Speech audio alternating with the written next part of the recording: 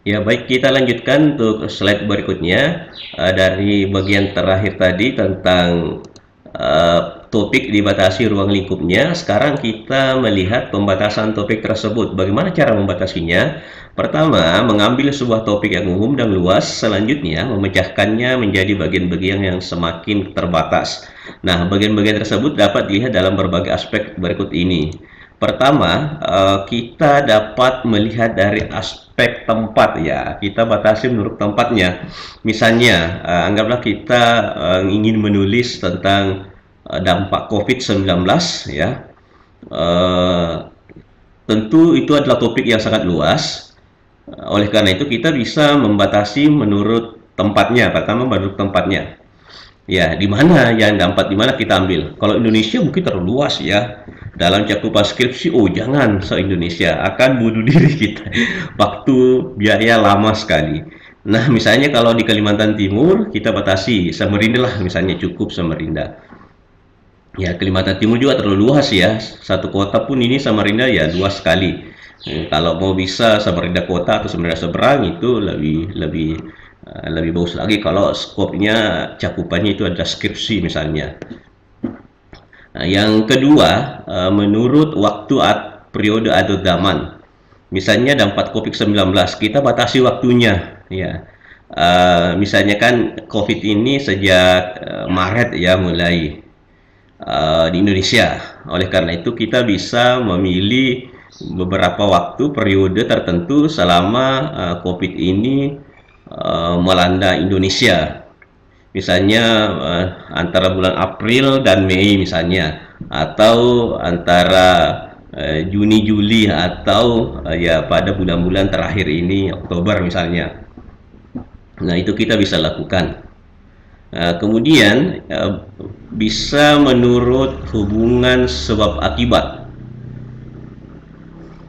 Ya, bisa sebab akibat. Misalnya begini, uh, COVID-19 dampaknya misalnya ya, kita langsung melihat terjadi pada apa, kepada siapa berefek, misalnya rakyat kecil, kalangan kelas menengah ke atas ke bawah, atau bagaimana ya, atau atau pedagang misalnya. Kalau mungkin di Samarinda yang menarik ini dapat COVID bagi pedagang kaki lima atau pedagang pasar malam misalnya. Oh, ini sangat terasa ya dampaknya.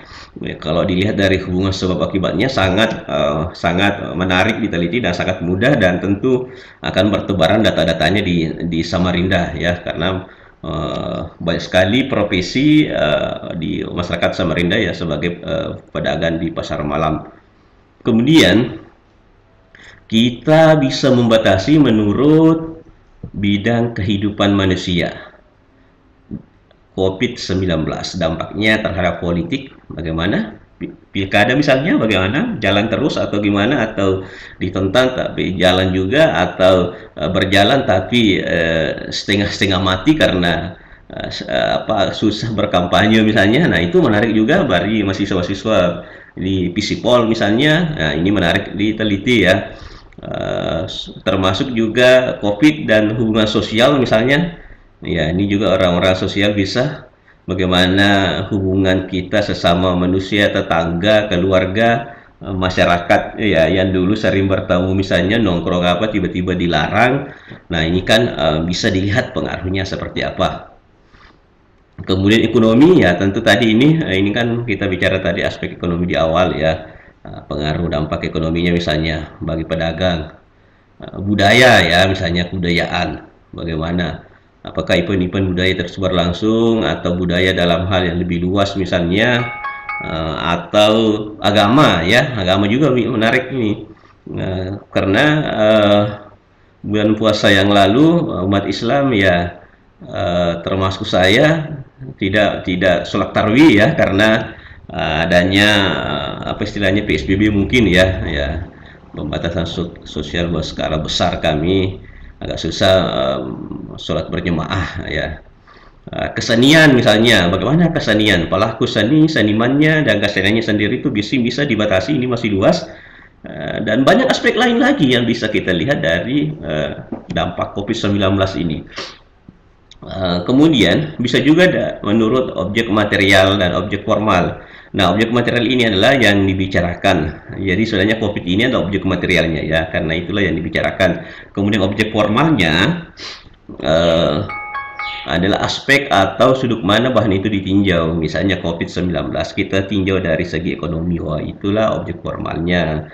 Ya, dilihat dari politiknya, itu objek formalnya. Nah, seperti itu. Dari segi lain misalnya, eh, memilih topik bisa juga lebih spesifik lagi, misalnya eh, topik misalnya penjualan sepeda motor di Kota Samarinda. Nah, itu kan kita sudah batasi tempatnya. Waktunya kita batasi pada tahun berapa? 2020 misalnya. Nah, 2020 terlalu panjang, terlalu luas. Misalnya kita awal awal 2020 misalnya, ya semester awal 2020 misalnya. Hmm.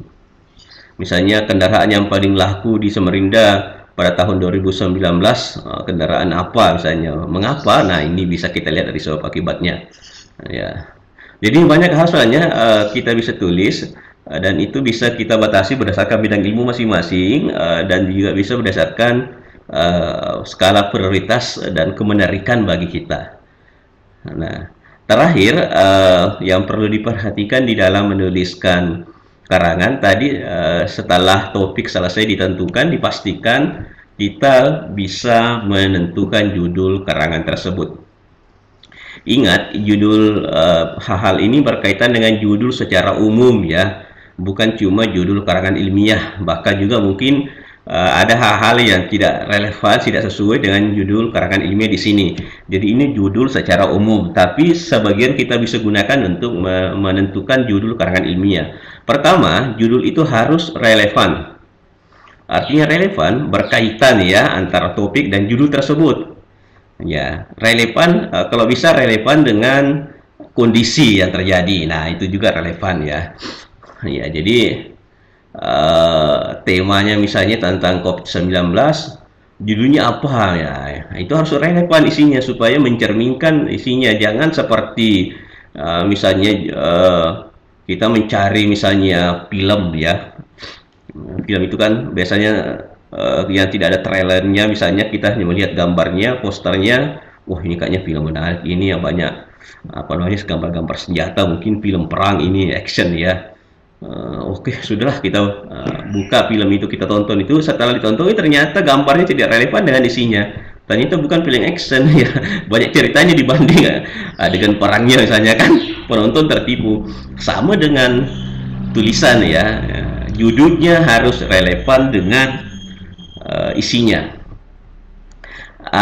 Ini sedikit kadang-kadang sedikit apa tidak nyambung atau mungkin bertolak belakang dengan hal provokatif. Judul harus provokatif.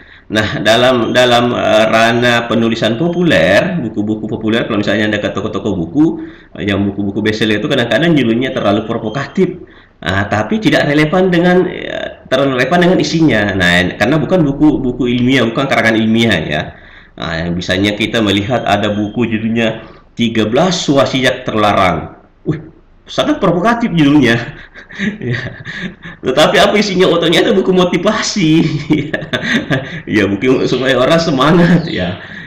Itu terlalu provokatif. Karangan ilmiah tidak boleh seperti itu ya. Ya, tetap harus relevan ya. Bisa provokatif tapi tidak sampai membohongi atau mengelabui pembaca. Kemudian judul harus singkat.